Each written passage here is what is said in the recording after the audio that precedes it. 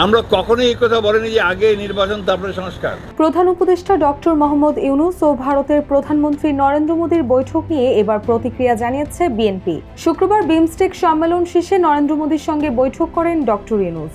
বৈঠকে কোন কোন বিষয় নিয়ে আলোচনা হয়েছে তা জানতে মুখিয়েছিল বিভিন্ন মহল। ডক্টর ইউনূস ও নরেন্দ্র মোদীর এই বৈঠক নতুন আশার সঞ্চার করেছে বলে মন্তব্য করেছেন বিএনপির মহাসচিব মির্জা ফখরুল ইসলাম আলমগীর। নির্বাচন সুষ্ঠু, অবাধ, নিরপেক্ষ নির্বাচনের জন্য ন্যূনতম যে সংস্কারগুলো করা দরকার সেটা করতে হবে। এই বৈঠকের বিষয়ে সাংবাদিকদের প্রশ্নের জবাবে মির্জা ফখরুল বলেন, এটা খুবই আনন্দের কথা।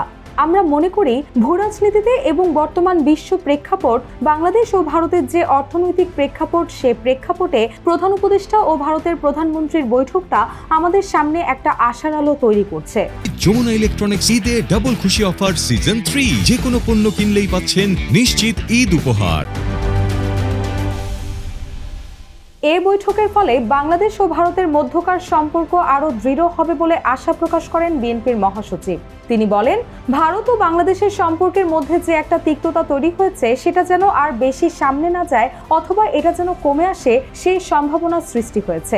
প্রফেসর সাহেব যদি বলে থাকেন নির্বাচনের কথা, ভালো বলেছেন। এর আগে বিএনপির স্থায়ী কমিটির সদস্য মির্জা আব্বাস বলেছিলেন, ডক্টর ইউনূস মোদীর বৈঠককে ইতিবাচক হিসেবে দেখছে বিএনপি। যদি দেশের স্বার্থ সংশ্লিষ্ট আলোচনা হয় তবে সেটা ভালো। সামনে ডক্টর ইউনূস আরো ভালো কিছু বয়ে আনবেন বলে প্রত্যাশা করেন তিনি বলেন, শুধু শেখ হাসিনাকে ফেরত পাঠালেই হবে না, হাসিনার সঙ্গে তার সহযোগীদেরও পাঠাতে হবে। শেখ হাসিনার ফেরতের মাধ্যমে তার বিচার হতে হবে। এছাড়া তিস্তা নিয়ে কোনো কথা হবে না, কিসের আলোচনা? মির্জা আব্বাস বলেন, চুক্তি পূরণ করতে হবে ভারতকে এবং হাসিনার আমলে যেসব অসম চুক্তি হয়েছে তা বাতিল করতে হবে।